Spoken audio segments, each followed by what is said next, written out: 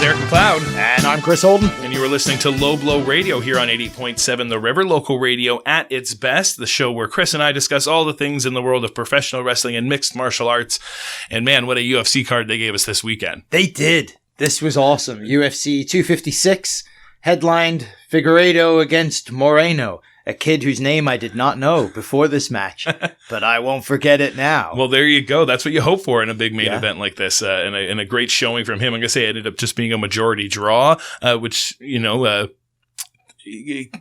you just read that, you can read two ways. You either got a stalemate of a match, or you got a very exciting match that was hard to call. And I think it was definitely more the latter. It was the right result. I honestly felt like it was the right result. There's so many times, as you say, you see a draw, or the draw is announced, and the feeling is on the inside that someone just got screwed by one of the judges, and wondering what fight one of the judges or two of the judges were watching. This one, I found it really difficult, wondering myself as they were going to the scorecards, who's going to take it. Right. Yeah, it only made sense. I guess the Figueiredo, if he hadn't have hit that one low blow and had the point removed, I was going to say there was the point, and that does change things a little bit too. That is something else you kind of think of too. Like, say if he hadn't lost the point, he probably would have got the majority draw or whatever, and walked away with a more solid decision. But it certainly looked like we're ready for 5 more rounds out of these guys. Not right away, but definitely a rematch is on the books. Whenever they're ready. Yeah. I'm ready to throw down another no money and steal it online. Well, fair enough. At least you'll be invested to check out the product. And Figueiredo has breathed new life into this division, a division that was on the chopping block not too long ago. Basically, when Cejudo had walked away, there really seemed like there really wasn't much. Even when he was around, there didn't seem like there was a ton of time left in the division, or many more places to go. Figueiredo came back to take on Benavidez to win that title, and he's just been on a roll ever since. And he's been exciting too. And again, maybe this was just that I didn't like what's his name? You just said it. Benavidez? No. Cejudo. Cejudo, Henry Punchable Cejudo. I never found him exciting, interesting. I didn't enjoy watching him fight. Mm-hmm. Figueiredo is he's explosive. He's a different kind of character in the ring. Yeah. If they could find another 4 guys that are willing to put on big fights, right? Have them in some kind of breakdown, filter down to find the next contender while him and Moreno have a rematch. Right. I think you could really rebuild this division around exciting fights. Yeah. The smaller, lower weight classes aren't supposed to be known for the knockout power, but that doesn't mean that they're not going to be hell-bent for leather, which I think that was the problem, is I think they were seen so much as not having the power that they became a grapple-first division. Yeah. And that was... I'm not a just bleed UFC fan. I like the whole aspect of the chess game of the fights too, but it's a lot more exciting watching guys throw things and try to engage in a fight when you're watching a fight than it is watching the grappling, sometimes a cuddling contest after a few rounds. Yeah. So yeah, that was probably where I just fell in love with this whole card, even the co-main event. Olivieri and Ferguson. My God, what a great fight this was. Oh, yeah. I mean, we were talking about it last week, how this was definitely a crossroads for Tony Ferguson coming off some losses, and what kind of Ferguson you were going to get here. And yeah, I don't know whether he just couldn't quite get things off, or if he just ran into a very, very motivated and very on a roll Charles Oliveira, who has just been looking fantastic and better in each fight lately. That's how it felt to me. Like Tony, it wasn't like we were watching an out of shape Tony, or Ferguson who was shaken and didn't know what he was doing. He just met a more skilled fighter who imposed his will on him and dominated Tony Ferguson like we've never seen him get dominated in the octagon. Oh, yeah. Yeah, no, a lot of surprising stuff. Really, really showed how impressive Charles Oliveira's ground game is, and how tough Tony Ferguson is still. Like, my gosh, I'm sure if you haven't seen it already and you're looking to get some cringe in your day, definitely look up seeing Tony Ferguson locked into this, what looked like the finish of the fight, this armbar, and he just waited out the last few seconds of this round, toughed it out, and man, I'm surprised his arm didn't break. His elbows must be made of rubber. There is no other way that because your arms don't bend that way. No. It did. Yeah. He bent it all the wrong way at the elbow joint. I'm cringing just thinking about it and holding my arms. It looked painful. It was painful. Yeah, for a second, it looked like the ref might jump in and stop the fight.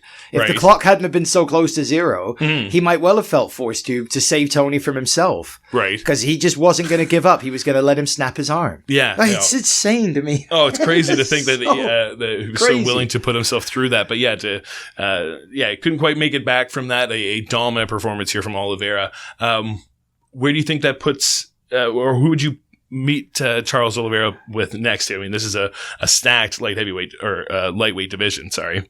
It's so tough to see. I mean, I feel like we got to let the next few fights go down. Let's see Poirier and Conor happen. Let's get a definitive answer on Habib. Are you coming back? Are you relinquishing the belt? Yeah. Because longer it goes without him relinquishing the title or them stripping of the title, the more it feels like he's coming back and everybody knows it. We're just waiting to hear it. Right? Well, for sure, especially with all these great performances from other guys in the division. You really want to know where some of them are going to falter too, right? Yeah, like where is Chandler waiting for the potential if Khabib is coming back? What's Gaethje going to do next? There's guys floating right now, and if they're just waiting for the confirmation about Khabib for the move forward. But I think this definitely moves Oliveira up into that upper echelon of those top 3 guys. I mean, Chandler now looks like I don't know who you put him against to get it into a decider for a title match. Right. Or if you just put him in, and again, we're making decisions without all the information, really, if we should try to guess that, because we don't know what they're doing with the championship belt. So, it feels almost like a stalemate. That's weird. We've been stalemated in these divisions so many times because of injury or a fight lost, and now we're being stalemated because of a potential retirement that maybe isn't now. Yeah. Like, he said it. Take the belt away from him then. And what seems so crazy is the UFC's unwillingness to not just go with interim, because they usually just are like, fine, we just go interim title. And in this case, I would be a little bit happier with it, because at least I'd know who their focus was, who we knew who that top person was once Khabib was either ready to step down or who he was going to take on next. Like, if we knew at least directionally where they were going, if they were going to say interim, usually that's not something I like to hear. But in this case, I feel like it would maybe, help balance things a little better. This would be a justified use of an interim championship. Yeah. You have a champion, but for reasons that we know, we're not taking the belt off because he's teetering on the brink of this decision. Yeah. So this makes sense, because if he then does actually pull the plug and say, no, that's it, I am going to stand by my original initial word, go home to mom, then the interim champ just becomes the champion. You don't have to have a unification fight. Yeah. If he does determine to come back at some point, then you've got the guy ready as your number 1 contender / interim champ that takes him on. Yeah. I mean, if we stick with it was really good having that floater with Chandler when he was the alternate. And if they can keep that, if you keep 5 guys in that sort of floating thing, if you keep maybe Oliveira as the alternate, and if you are waiting for Conor and Poirier, and then I would want to then make sure you make Gaethje and Chandler. Then that would make, I would say, you make those 2 fights. The winner of those 2, I would say, would fight each other, hopefully, and then get that number 1 contender. The alternate would be Oliveira for that fight, and that would either be for the title or the interim if Khabib wasn't for sure coming back till later in the year. At least it's a path to be moving forward. I want to hear something definitive on Chandler. Yeah. I think that to me is the next. But maybe you can't do that until you've had Conor versus Dustin. True. Maybe that's what they're waiting on. And then what? I'd like to know what's going on with Gaethje, though, too, because it's been long enough now, too, that I'd like to see him at least getting ready for that next matchup. He should be in a fight, but who do you, like, now you're not going to want to put him against one of the winners. He's got to kind of go in a well, there was a lot of talk of, like, would Ferguson have made sense before, but did Oliveira all of a sudden now take that spot? And does that make sense? Or is that, like, too much of a risk now for Gaethje to take that fight? Because it would definitely take him out of title contention if he lost, but he's still sitting in title contention, being the last, former number 1 contender, still ranked number 1 in the division. But that's why I feel like that's what they should have to do. Is he was number 1 contender. He lost his fight. Now you got to regain that status. Like, I feel like he has to beat somebody else that has come off a loss that was in a good, and it is an eliminator. Right. And maybe it should be Tony now.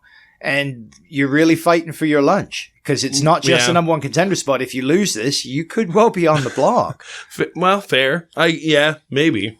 I mean, I get it where it feels harsh on the one end, but it's the best way to determine in a sporting competition sense who really are our best and who really aren't the best. And that's what it was supposed to be about. I don't know. I don't know. The toughest thing in that whole thing too is I have such a hard time ranking Connor even at number 5. If he loses to Poirier, I would put him at like 10. Like the guy, that's 4 losses in a row. You don't do that and sit in the top contention. No, like he's ranked on his draw. He's not ranked on his record. No, exactly. Yeah. So that's a whole other different sort of cog in the system. But this isn't the light heavyweight show. Let's talk about the rest of this. They had some other great little showings here on this card before we have to end this seg here. But we've got a few more minutes to fill. Definitely entertained by seeing Kevin Holland finally getting this match that he was pulled a couple of weeks ago due to COVID. They were able to reschedule against Ronaldo Souza. Yes, Ronaldo Souza, and oh man, what a knockout this guy got. Yeah, that was a fantastic fight. Mackenzie Dern looked really good as well. Yes. And Cyril Gane knocking out Junior Dos Santos. Dos Santos very unhappy after the fight, claiming it was illegal rabbit shot to the back of his head. He clearly clips his ear. I mean, I guess I can see where someone, you're in the heat of the moment, you're a little disappointed, you don't know exactly where it landed, but he's a veteran. Yeah, and I was disappointed to see him react that way to that. For sure, not to have a little bit more reserve or whichever was a bit unexpected from him in that moment. But yeah, a card that maybe didn't have so much like heat around it at first, that all of a sudden not overperformed, but definitely lived up to some entertaining fights here. Yes, definitely. It was a great card. I enjoyed the prelims as well. Good prelim show, really good UFC. Yeah. It's sometimes they'll surprise you. You get these ones with nobody on the card really that you care about or thought you didn't care about, and walk away with a whole new perspective on a couple of fighters. Yeah, a few little draws here, but the whole thing ends up performing really well, and that's a great way to end the year out here for the UFC. Before we leave on this segment, some other MMA news we can touch on, though. The new signings in Bellator. We were talking about them last week, that they were didn't seem like they were really having any interest when we were recording, at least in Yoel Romero. He had recently signed, also announced last week they had come to terms with the contract with Rumble Johnson. Yeah. Which is very interesting. Where do you see them falling in the Bellator bubble here? I imagine they'll do quite well in Bellator. Scott Coker's got a good way of bringing in these former UFC, I hate being like the UFC cast-offs or something, because they were good guys. They won fights, put on some great shows. So he takes these UFC cast-offs and he changes the path with it somewhat. Right. He doesn't seem to put them over as come watch the guy that got cut from the UFC anymore. It feels like come watch this new Bellator talent. Yeah. And I like the way they do that and introduce the fighters in. So I feel like they'll probably give them some winnable fights for their first few outings and ease them into their rankings. Yeah, true. I mean, it all depends on where he wants to fight too. I think the talk was 205, which is a little different than he's been fighting at 85 lately. And their 205 is a pretty deep pool already. I mean, I can't think of what's his name, who just beat Bader, but you can say recently just lost his title, but still a great performer in that division. Phil Davis, Lyoto Machida. They've got a lot of really great 205 guys that can still, have some interesting fights in them. So curious to see who they match them up with first. And it's a big ask to move up in weight at any division. I think to move up to light heavy is a big task. True. No, for sure. Maybe if that's just the not wanting to risk the weight cut stuff or whatever, if he's just interested in the 205. It's the same with Rumble, because the last time we saw him, 2017 I think it was when he fought Cormier at light heavyweight, but all the talk is that he's going to be performing at heavyweight. So I'm curious to see who they end up teaming him or matching him up with as well. I think Chet Congo has been on quite a run over there. Matt Mitrione just coming off that loss, maybe not a bad placement. Chet Congo. There's matchups to be made for these guys going over. Oh, for sure. And to maybe just drum up. I'm wondering if it's, to either rebuild moving up to a new division in a different place is a good way to reestablish yourself to then come back to UFC. If you're successful. If the UFC is changing too. If you're successful, yeah. But you'd think that that's the challenge, I guess, or the way of reinventing yourself to bring yourself back to the roster, right? I tend to think if you went across, say Rumble Johnson goes across to Bellator and he stays at light heavyweight and he racks up 10, 12 wins over the next 3 years, wins their title, defends it a couple times, he'd be welcome back as long as if they were entertaining fights, if fans were talking about it, if MMA media is on it, they'll bring him back, right? It wouldn't really, I get it, I think from a fighter's perspective where they would feel more like, I'm going to mix things up a little. I mean, going down a weight class, that's way tougher. You got a lot more weight to cut. Going up a class, you're packing on extra pounds to try to match up with some of these guys that are cutting down to be at the size you're trying to attain. That's a tough. It's tough, especially in the bigger sizes. Like that's natural strength that you're giving up. So for sure, but maybe you feel like it's maybe more worth the reward is more worth the risk in a place like that. Whereas, like if they were doing a reinvention or something like that in the UFC, you're probably doing it at a lower level. You're fighting lesser on the card, not being paid as much. All those kind of things would have to change if you're still being, you're getting your same few matches a year to test yourself out in a new division. I think that isn't a bad kind of move to if they're interested in still fighting. I was shocked to hear the Rumble Johnson thing and how interested they were right away with how trepidatious they were with people like Yolo at first and Anderson Silva, who I still feel they should have snatched up as well. I guess we'll have to see who else gets maybe cut from the UFC in this next sort of chunk of sort of shifting gears here to see if more people need to use Bellator, not necessarily as a stepping stone, but as an elevation not only for the product, but for themselves. Yeah, agreed. Well, we have plenty more to talk about here on Low Blow Radio, but we'll be back after the break here on 88.7 The River, local radio at its best.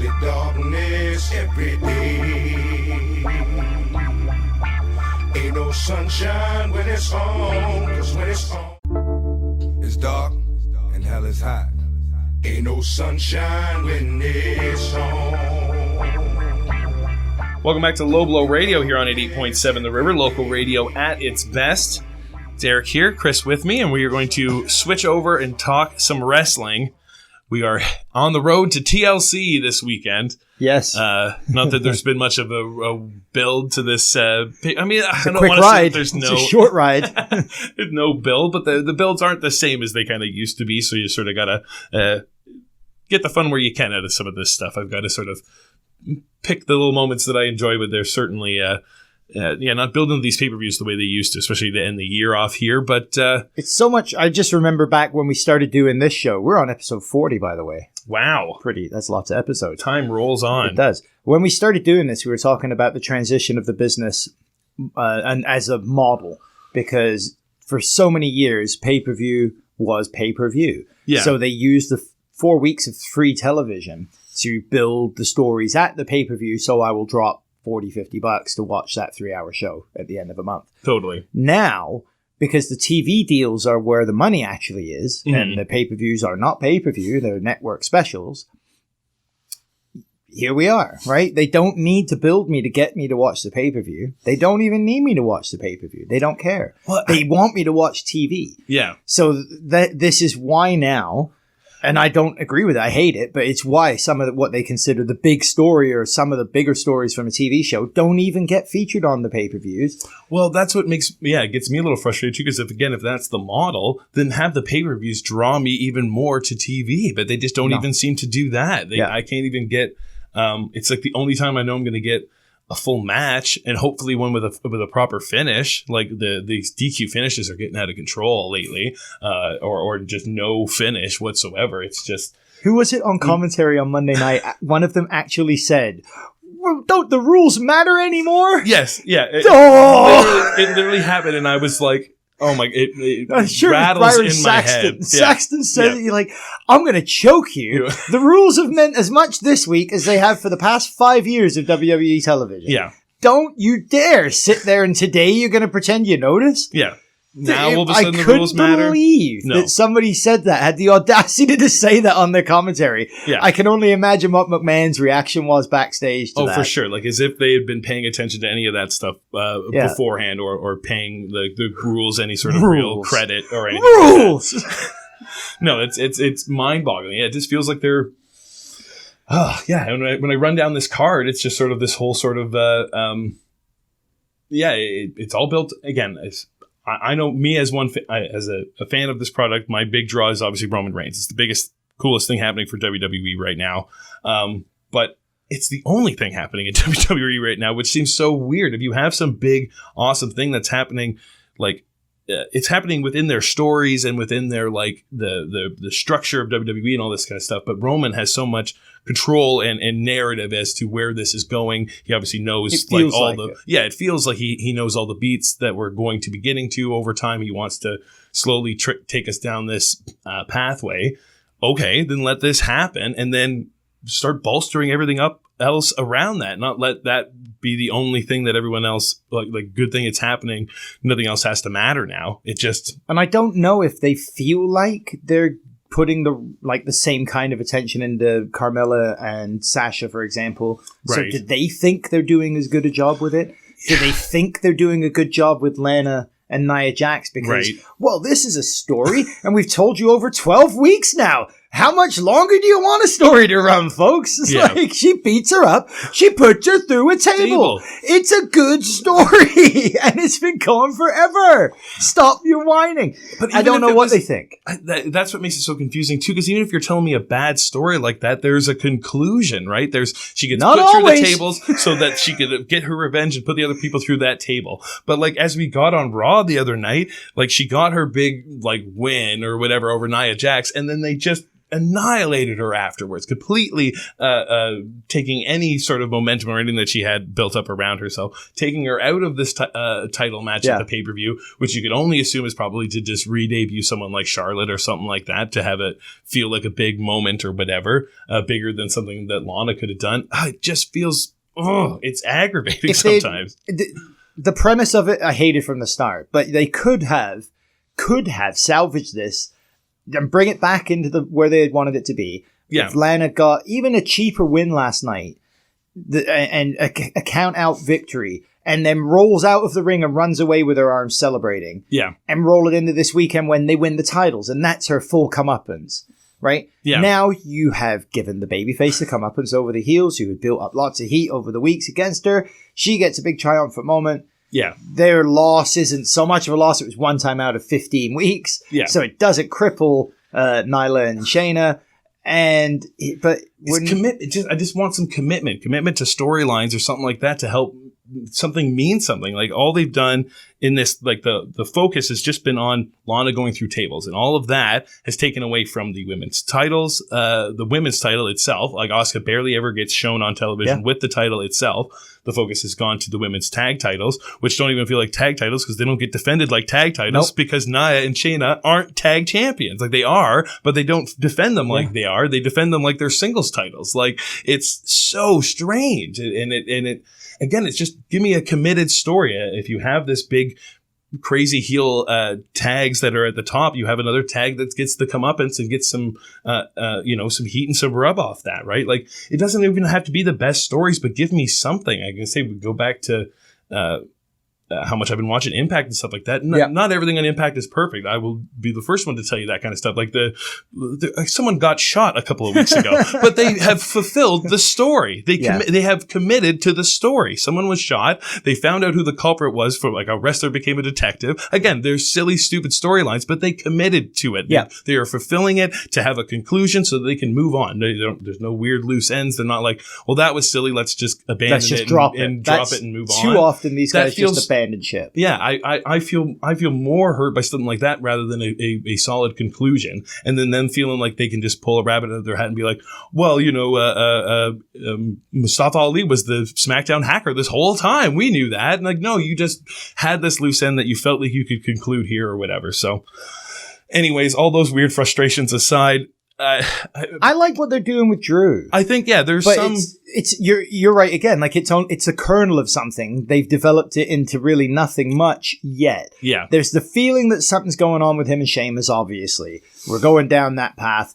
I don't see that as a WrestleMania match, Sheamus versus Drew McIntyre. Yeah. That doesn't excite me. And I if they can get Sheamus to a point where he is the other half of a marquee WrestleMania match, good for them. I don't see that happening. Yeah. I dream booked this in my head last night when I was watching Raw. I'm going to break a little kayfabe here on the show Wednesdays. But anyway, when I was watching Raw, and I have this floating thing in my head about all this talk with Goldberg. And there's no reason that Goldberg needs to be anywhere near Roman Reigns right now.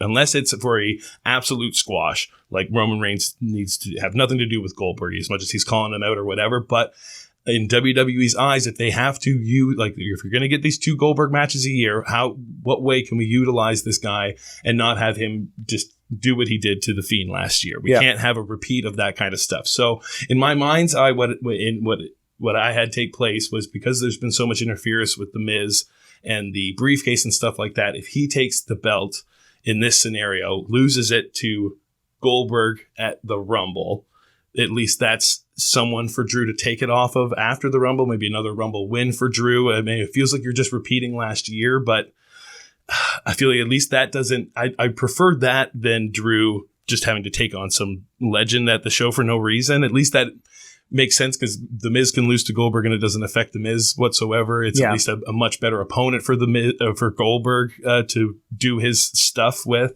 And it completely takes him away from Roman Reigns right now. So in my dream mind's eye, that's what happens in that scenario. Not that I feel like that benefits Drew or Sheamus, though, because they've been trying to build them. But like you said, it's not necessarily a main event WrestleMania match, because Sheamus hasn't been built as a main eventer this year. He's been getting some momentum, but he needs wins too. The momentum, for the most part, when he was winning, he was heel Sheamus against Jeff Hardy and throwing urine around. Yeah. So it was a whole different Sheamus that we're looking at. Again, that's where the work needs to be put in before you get somebody at that spot. I hate to say it, you're probably right. They're going to use Goldberg. We know that they've got contracts with him. Yeah. He's going to have more matches. They're not going to be buried in the mid-card because it's Goldberg. Yeah. So I'm just trying to think of a way that at least it feels nice on the palate. It doesn't feel like, because everyone knows that he did pull the creative control card and pulled the belt off the Fiend. He didn't want to lose that match. Yeah. And I do not want something like that happening. I don't think it would with Roman Reigns, but even just the feeling of someone with that type of, control over their narrative. I don't need that interfering with what Roman's telling right now, because it's a perfect story. If we jump to that match, obviously it's the biggest one pumped for this card, at least for me. Like the Roman Reigns versus Kevin Owens, the build for this has been fantastic. Yep. I cannot put over how great Roman is, how great Kevin has looked in this, even though, it doesn't look like at any time Roman's going to be losing that title. It's more about gaining the respect out of Owens. It's the fact that he doesn't fear Roman, if he's going to try and instill fear in him somehow in this match or whatever, but you're going to get quite the TLC out of these two guys. For sure. Kevin Owens is one of my favorites in wrestling, period.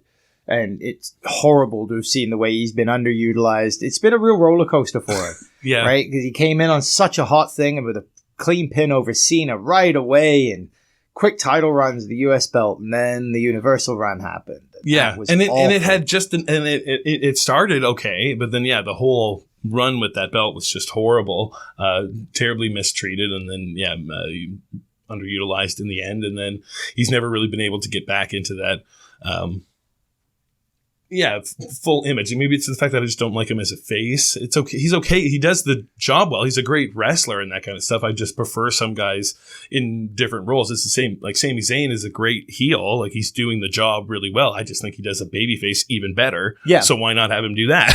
Yeah. No, I agree. They should be just flip flop. Yeah. Owens, as much as I can stand him as a babyface and I don't mind it. Yeah. He's a way better heel. It's like Randy Orton. Like, sure, Randy can do face, but he's so much better as a heel. Like, so no, all for that match. And you can see totally the writing's on the wall more like with the winning of it, but the story, I can't wait to see what unfolds there between these two, and what furthers Roman's kind of progression is head of the table here. But we mentioned Sasha Banks and Carmella, and yeah, this build, I'm just not into this new Carmella character. No. And I thought that was a very strange choice to be the first opponent for Sasha Banks. It's done nothing to make her feel like the win over Bayley was important, because Bayley's been doing nothing on the show either, losing to like Natty and like the stuff with hair. Bianca Belair has been good, but been oddly built and isn't featured on the pay-per-view, of course, because it's been featured so much on SmackDown. Like Sami Zayn we talked about, who's not on this card, who absolutely should be, but that's a whole other story, I guess. Well, that's the Intercontinental title. You're not allowed to put that on pay-per-view. I guess, because we are getting, I can say it's not listed in my list here, but they did talk about it last night on Raw that we were getting Bobby Lashley and Riddle for the U.S. title on the pay-per-view. It's not listed on my card here, but they were talking about that match, and I believe it was supposed to be at the TLC. Or maybe it's for next Monday night on Raw. It very well could be the way they, again, I just anticipate that they're going to be pay-per-view because that's where you should have all your titles, but you're right. Sometimes they tended to, maybe that was just for next week's TV. That totally makes sense too. Because New Day Hurt Business is listed for the Raw tag titles. Yeah, that's the only ones I see listed. And that's 6 matches. They don't typically go above that anymore. So no, which I'm not going to complain about. I think a nice tight show, especially in this time, is a good way to end the year off in this sort of weird mix-ups. Do you think the Hurt Business finally get the belts in this scenario, or it feels like they're building that they should, right? I mean, again, what's the point in being in this team? Yeah, that MVP's whole reason and rationale for pulling you together was, well, you're not winning. Yeah. So I'm going to make you winners. And that took him a month to get going with them in the first place. Yeah. So they finally have the group feeling like they are getting some dominance. They are making proving why they're a unit and why it works. Made it convincing. So they need to win. It made it convincing for people to join their ranks, right? Like he got Bobby wins, so that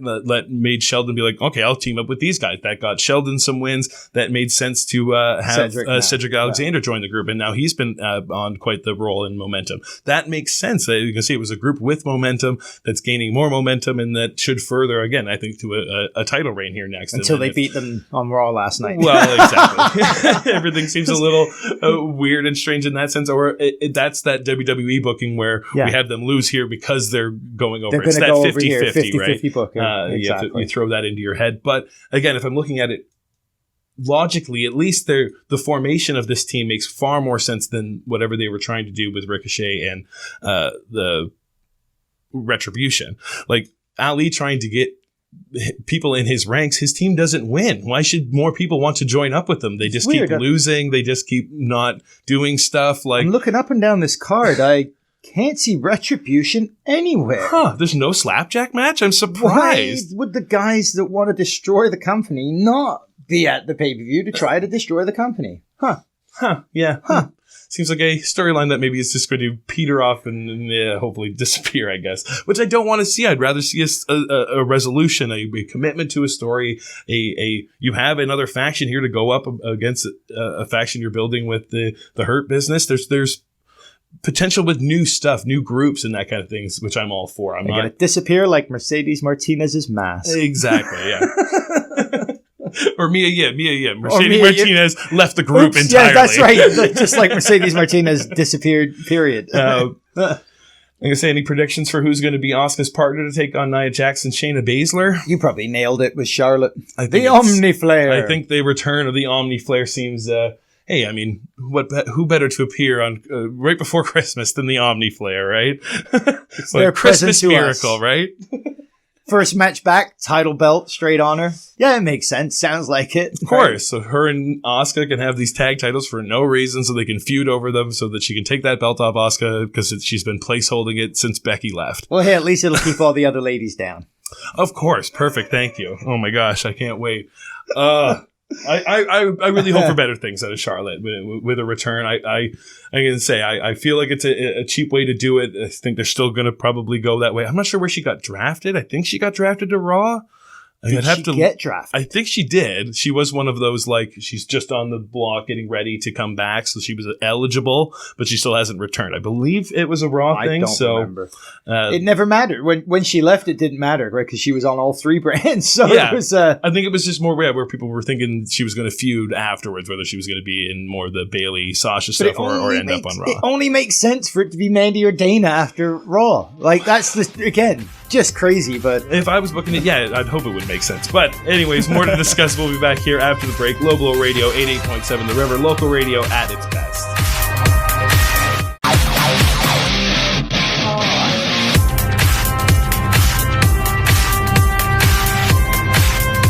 Welcome back to Low Blow Radio here on 88.7 The River, local radio at its best. Chris, we were talking TLC before the break. Let's shift gears from there to maybe some more interesting wrestling, I'd say. At least something that's more interesting to me. I would say everyone, you can enjoy wrestling however you choose, but if you're listening to this show, unfortunately, you're going to get my takes, and those are going to be more so on this AEW Impact story, because I am all in on this. I'm almost ready to just give up on WWE at this point. How many times? I'd love to go back over the 40 weeks and see how many times have I said at least I'm not watching it anymore, only to then talk about what I watched the next week again. Yeah. But yeah, it's been night and day difference between the organizations and the way that they're crafting this story between the two groups in the crossover sense, and the explosion of universes that seems imminent right now. Yeah. Is really, really good. They've been doing an excellent job with it, I think. Yeah. I mean, I was surprised at the amount of online criticism I saw levied at the Callis and Omega promo from Impact Wrestling last Tuesday, because I thought it was brilliant. I thought it hit all the right things. Yeah. I could understand some of the complaints from Wednesday night after Dynamite when people thought it was a rerun of the promo from Tuesday. Having said that, they got to know on AEW side, there was a lot of their fans that didn't tune into Impact to watch it. So they had to get the same points across to their audience. Yeah. Because this is a story that both audiences are going to need to know and care about. So... unless they were just going to re-air the exact promo and then do the next seg or whatever. Which you could have done, but I preferred the way they did it in playing off Shivani. I thought that was fine. I had no problem with because you got to see the AEW side of things here, right? Yeah. Because when they had the Impact thing, it was... it was all Josh Matthews could talk about through the whole show. They did their best to pump it up for the end. I'm going to say last week we did our sort of dream booking in this whole sort of world before any of this sort of stuff was more solidified, but we got our first sort of taste of what could happen here. But yeah, they were putting over AEW quite a bit on the commentary, obviously putting over this huge moment with Kenny Omega appearing on the show, and then his just sort of ignorance towards Impact and Josh in general and that kind of stuff. Who can blame him, really? Well, exactly. If it was anybody else, I'd maybe give it a little bit more life to it. But I think it played off that side of it really well. And then you needed to get that same perspective, but from the AEW side of things, to get Tony's side of things here, JR on the commentary's response, like those sort of validation as the AEW fans as well, that you didn't have to just go to Impact to get that stuff, that you were getting it on the show that you're committed to watching. And I think without that, then it's not not balanced, but B, it looks like it's actually only happening in one organization. Exactly. The other organization, it would have looked, if AEW hadn't had them there doing the interview in ring, despite it being almost verbatim the same words, it wouldn't have been, it's almost like they weren't acknowledging it happening. Yeah. And therefore, if you're not acknowledging it's happening, it's not. It's only happening in this one world. So they had to do it that way. And I really enjoyed on Impact, both shows. I enjoyed the way that on Impact, it was presented as the big champion from AEW. You guys know AEW. They're bigger than us. Yeah. It's a bigger show, right? They're champs coming here. And the way that we saw Rich Swann reacting to not being allowed out the parking lot because he wasn't on the approved guest list to go near Kenny's bus. We had other reactions from other wrestlers and other characters through the night that aren't involved. Even the subtle thing with Tommy Dreamer being so trepidatious about it, because I've been involved in this stuff. I've been through all this kind of stuff before. And then Scott Coker just being like, dude, come on. Like, what are you talking about? This is D'Amore, sorry, not Coker. Scott D'Amore just being like, this is the AEW champion. This is huge for Impact. Like, look at how big this is for us. So no, those little seeds, I think, were perfectly planted, and the way they, opinion. As you say, they play with it on Dynamite. It's talked about, but Impact wasn't spoken with reverence on Dynamite. Yeah. Because we are the bigger show. No, for sure. They didn't have to. Our guy went to an Invader last night. Yeah. This jerk shows up last week, invited by Tony, and then does this on our show. Don Callis, what were you like? I really enjoyed it. I thought it was subtle and well done. Yeah, for sure, because it's not making it about the Impact talent versus like the Impact roster versus the AEW roster right now. You're not jumping. Yet. You're not diving right into that pool right away. We're getting it right now. It's just Kenny and Don and their involvement with both companies and this sort of ebb and flow that's happening between the two, and then how that's going to start interfering with the parties as that story plays out. No, I enjoyed this sort of we're just getting that first chapter of this what feels like a big book that's going to be telling this involvement with Impact. I can agree in a sense that some people felt that they didn't Impact didn't take advantage of the fact that they knew they didn't know they were going to be getting as many eyes as it was. Just the idea that Kenny was going to appear for a segment, that it was going to be as huge, but they had to have known to some degree that this was going to be a far bigger impact than everything else they'd been producing this year. Yeah, at least since you've got to anniversary, right? I think you got to assume that this was what they were hoping for is what did happen. Yeah, but that this was their best case scenario hope for sure, and they didn't put all their chips in.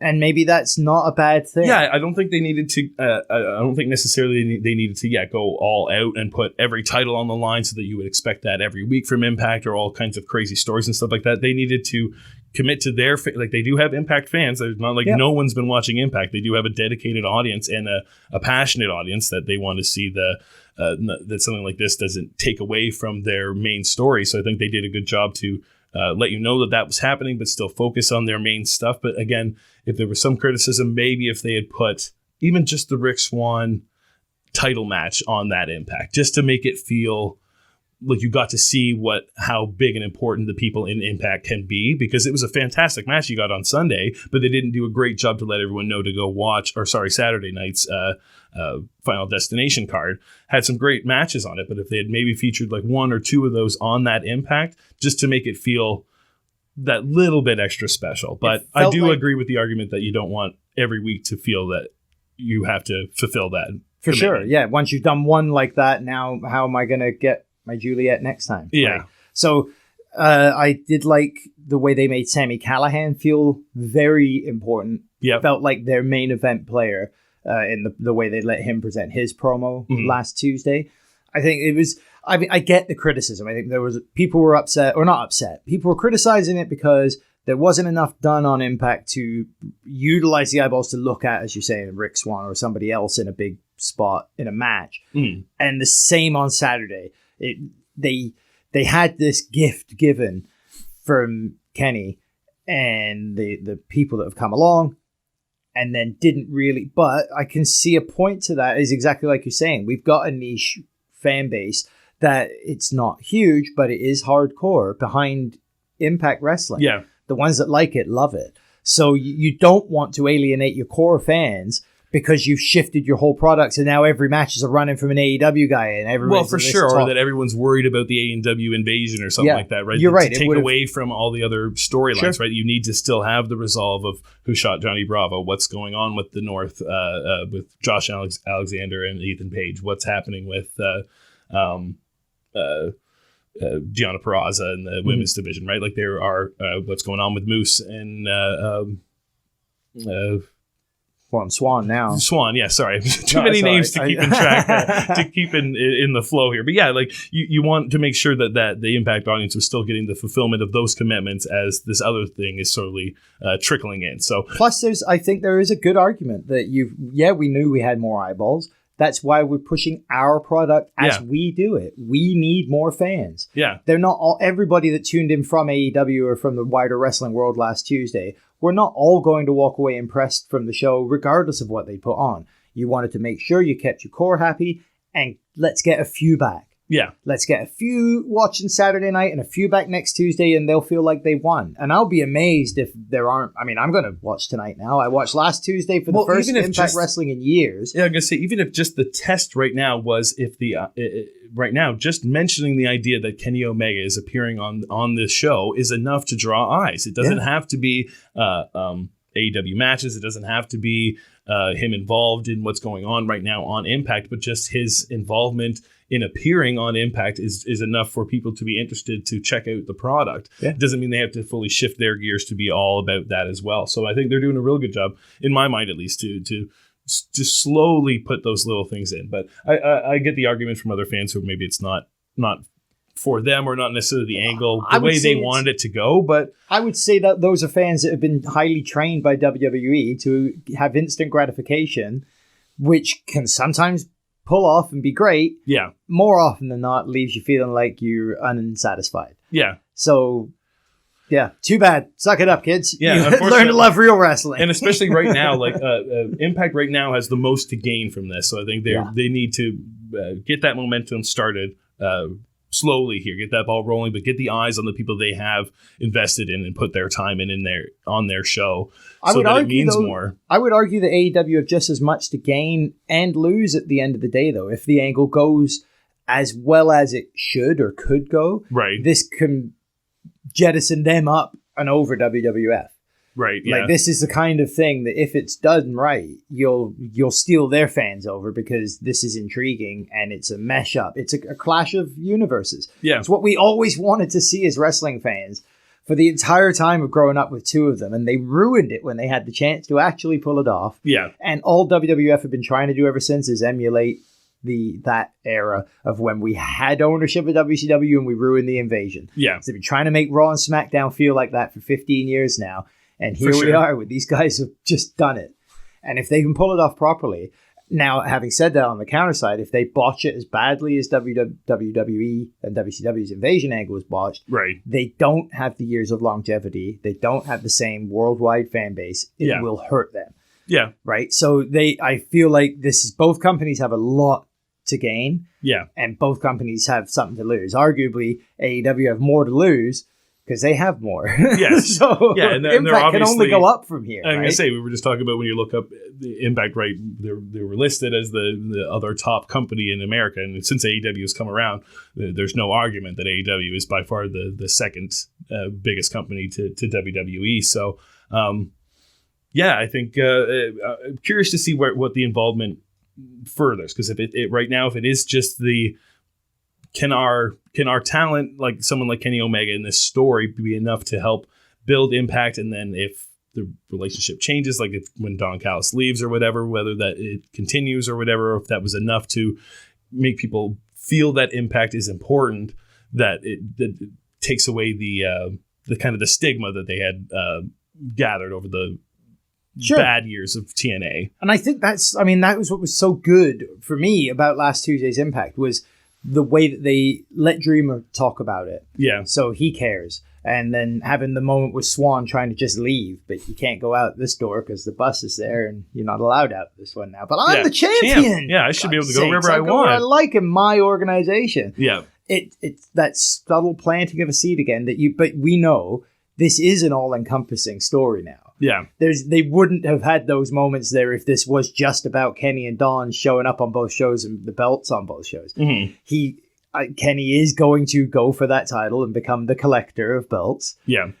We're going places. Yeah. We're not getting to our full dream card like we were talking about last week, but I feel like that's a definite possibility now, as besides last week feeling like that was just a dream. Oh, for sure. I'm going to say I had no inkling, like, again, the kind of belt collecting thing was sort of a bit of a dream thing. Even just all I thought was the Impact title. I didn't think about keeping the Omega title, winning like the NWA title or something like that, winning a bunch of other championships to really bolster Kenny up as this, Thanos of the wrestler AEW wrestling world, or the other wrestling world, to then, have him feel even more important if he shows up in New Japan or something like that or whatever. So, very curious to see where that goes. And I think AEW, isn't just focusing on just this one story either. They found they've had this momentum, and they gave you an episode full of all kinds of fun stuff last week. The Sting promo I thought was fantastic. Getting to actually hear him on the mic was really great in the ring and all that kind of stuff. We're not really furthering the story quite yet, but I'll be a Sting mark till the day I die, so I'm going to have to at least give a little bit of fandom in on that one. But I like this segment just because, again, it was Sting, and I love seeing Sting. On the critical eye of it, I wondered, why did you have him open his mouth this soon? We've gotten so used to Sting, especially Sting, his Crow Sting. Right. Doesn't talk. He went for a whole year building up a match with Hogan that was arguably the greatest built match in all of wrestling history, where he didn't open his mouth. And you never needed Sting to speak in this garb. Right. So I found it a little bit, not jarring or whatever, but you're like, when he, especially the breaking the tension so soon with, Tony, bring it in, give me a hug. How long's it been? He was like, well, why aren't you blonde hair and surfboard Sting then? Just be, go back to really old Sting if you're going to be the Stinger. Fair be enough. the Stinger. Right. So I found that a little bit, again, as you say, I'm still a Sting fan. I love the Stinger. I don't care what he wants to dress up as and talk. Yeah, I'll enjoy what he's going to do. For sure. I think I can certainly agree with that too. And I'm going to have to take it in the fault there, in the sense that one of my favorite versions of Sting is NWO Wolfpack Sting, and I know a lot of people hate that, but so that's on me. That's my one of my favorite versions of Sting, and I know a lot of people don't like that, so that's why I maybe enjoyed him more talking on the mic, because he can cut a real good promo. When guys can cut really good and talk real good on the mic and in character, like, he just knows the Sting character so well. Yes. So I fully okay with 40 him. years now. Yeah, I'm fully okay with him doing whatever he kind of wants on the mic here and that kind of stuff. So enjoying what they're going to do there, and I can't wait to see what's happening with Hangman and the Dark Order right now. That's been really cool so fun. Like, one of my favorites, actually, I just read earlier today, John Silver interview, where he's talking about he and Reynolds thought they were getting fired. Yeah, I just listened to this last night, actually, them on AEW Unrestricted. That's great interview. You hear from them talking about thinking that they may have gotten cut because they were bringing in more Dark Order members. And they were getting 5 wins. and 10. They were getting wins on Dark and stuff like that. Meanwhile, they weren't getting matches. Any matches, and they were like, oh boy, are we going to get cut? What's really going on here? But no, you got a real good insight on that podcast as well, if I want to plug it a little bit, on Alex Reynolds talking about the when he got concussed, and how much, again, he was just like, I wasn't out or anything like that. I never went dark or whatever. I just, when I stood up, because I'd been laying down so long, I was more dazed than I thought I was.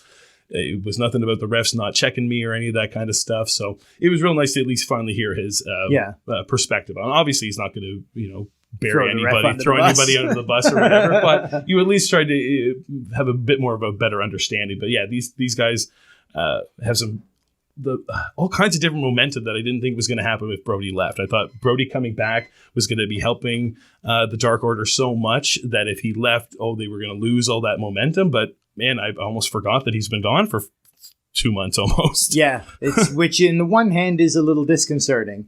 True. So it is a wait and see on that as well. When's he going to reappear? What's he going to do when he pops up? I love your New Japan theory. Yes, I think him popping up in New Japan would be fantastic. A full-on appearance as a Brody entrance in New Japan. I'm all for it. But anyway, we can ramble on more here, but we'll be back to talk more wrestling and MMA next week here on Low Blow Radio, 88.7 The River, local radio at its best.